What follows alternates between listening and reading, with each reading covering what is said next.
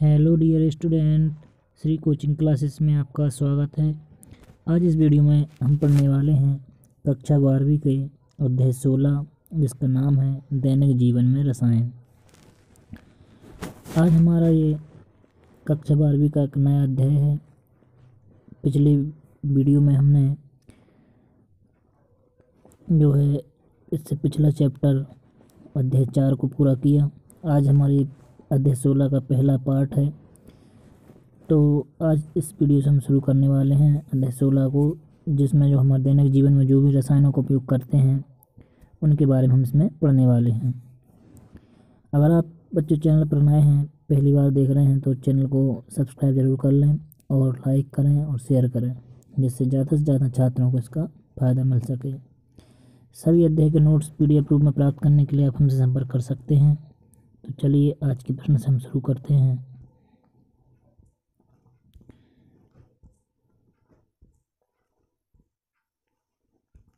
पहला प्रश्न हमारा, औषधि किसे कहते हैं, क्योंकि अध्याय का नाम है और ये बच्चों दवाइयों से संबंधित, औषधियों से संबंधित अध्याय है। तो पहला प्रश्न बनता है कि औषधि किसे कहते हैं और यह कितने प्रकार की होती हैं। औषधि को इंग्लिश में ड्रग्स भी बोलते हैं और दवाई को मेडिसिन। तो औषधि की क्या परिभाषा होती है वो देखिए। कम आणविक द्रव्यमान की वह रसायन जिसका आणविक द्रव्यमान कम होता है, उस रसायन को जो अधिक आणविक द्रव्यमान, अब जिसका आणविक द्रव्यमान अधिक होता है, अब वो किसका होता है, तो हमारे शरीर में प्रोटीन होता है जिसका आणविक द्रव्यमान अधिक है, कार्बोहाइड्रेट होता है, न्यूक्लिक अम्ल होता है। इनसे अभिक्रिया करके व्यक्ति को लाभ पहुंचाती हैं, उन्हें हम क्या कहते हैं, औषधियाँ कहते हैं। अथवा एक परिभाषा में इसको ऐसे भी लिख सकते हैं कि बृहद अणुओं, बृहद मतलब बड़े अणुओं के साथ अन्योन्य क्रिया करने वाले कम अणुभार वाले ऐसे रासायनिक पदार्थ जो जैविक प्रतिसाद उत्पन्न करते हैं, औषधि कहलाते हैं। अब औषधियाँ बच्चों कई प्रकार की होती हैं, जिनमें से कुछ के नाम आपको यहाँ पर स्क्रीन पर दिख रहे होंगे।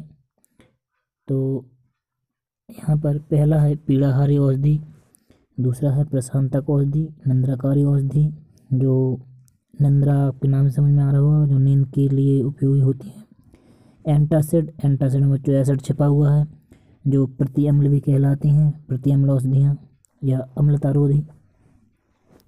इसके बाद है प्रति एलर्जी औषधि, प्रतिरोधी औषधि, प्रतिजैविक औषधि और प्रतिजनन औषधि। ये 8 प्रकार की यहाँ पर औषधियाँ दी हुई हैं, और भी होती हैं जिनको हम इस अध्याय में सबको जानेंगे। चलिए शुरू करते हैं आगे। और यहाँ पर बच्चों दवाई की जो परिभाषा होती है, दवाई की परिभाषा भी यहाँ पर दी हुई है कि रोगों की पहचान, उनका उपचार और रोकथाम के लिए प्रयुक्त होने वाले रसायन जो हमें बीमारियों से छुटकारा दिलाते हैं, दवाई या मेडिसिन कहलाते हैं। इसके बाद हमारा नेक्स्ट प्रश्न आता है कि औषधि लक्ष्य क्या है। ये बहुत महत्वपूर्ण प्रश्न है जो औषध लक्ष्य किसे कहते हैं। इसको समझना बहुत ज़रूरी है, क्योंकि तभी आप दवाई के बारे में जान पाएंगे कि दवाई जो मेडिसिन, जो औषधि हम लेते हैं वो करती क्या है। तो रोग या मरीज के द्वारा ली गई औषधि बृहद अणु जैसे प्रोटीन, कार्बोहाइड्रेट, लिपिड, न्यूक्लिक अम्ल के साथ अंतःक्रिया करते हैं।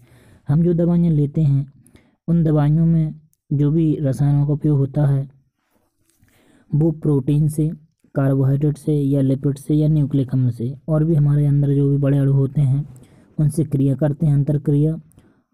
और इन्हीं अणुओं को हम क्या कहते हैं, औषधि लक्ष्य या बृहद अणु कहते हैं। ठीक है। अगर प्रश्न बनता है कि बृहद अणुओं के नाम बताइए, तो बृहद अणु भी आपके ये हो जाएंगे, प्रोटीन, कार्बोहाइड्रेट, लिपिड, न्यूक्लिक अम्ल आदि। यह बृहद अणु औषधि लक्ष्य शरीर में विभिन्न प्रकार की भूमिका अदा करते हैं।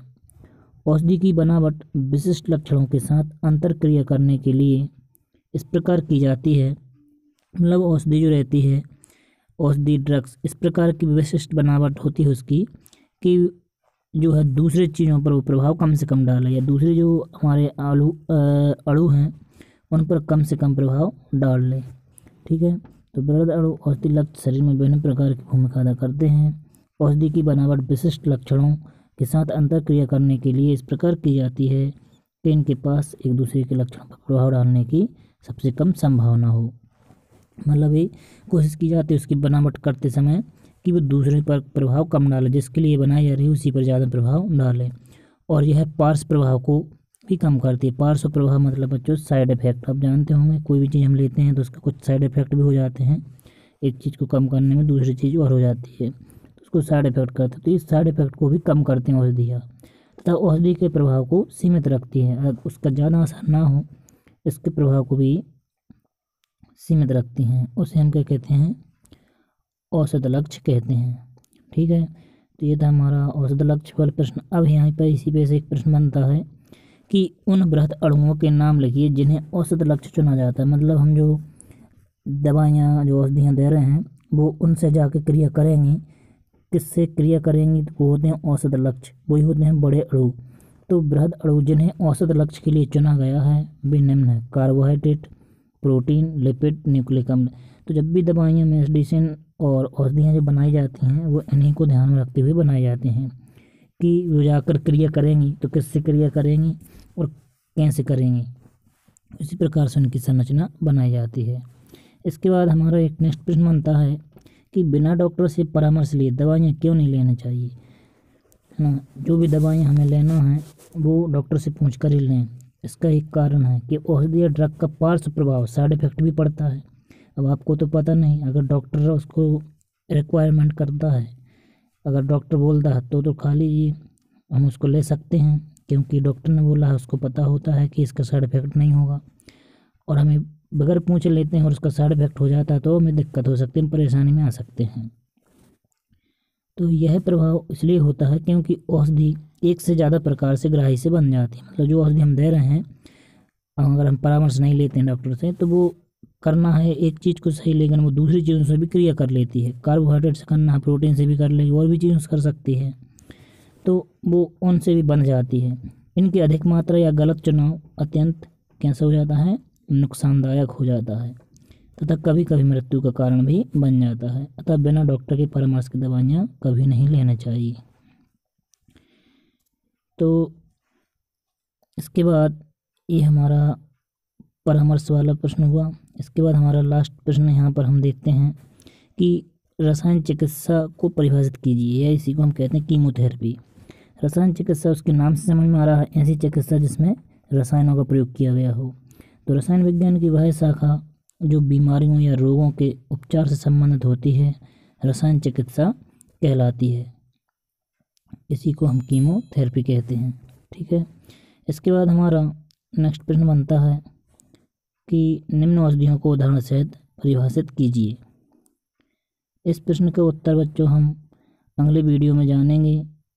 इसमें बहुत सारी औषधियाँ हैं जिसको हम एक एक करके समझेंगे। तो आज की वीडियो को हम यहीं पर समाप्त करते हैं और मिलते हैं नेक्स्ट वीडियो में। तब तक बन रही है हमारे चैनल श्री कोचिंग क्लासेस बेगम मंच पर। धन्यवाद।